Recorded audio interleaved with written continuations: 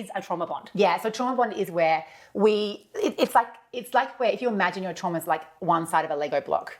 Mm-hmm. And then the other person's trauma is like the other side of a Lego block. And initially you come together and you feel like you really fit and you're like, oh, this is amazing. This is the best thing I've ever come across. And then suddenly it starts to fall apart a bit and you actually start to trigger each other off. And then suddenly if you imagine the triggers inside you are like a portal into the wound you have inside you.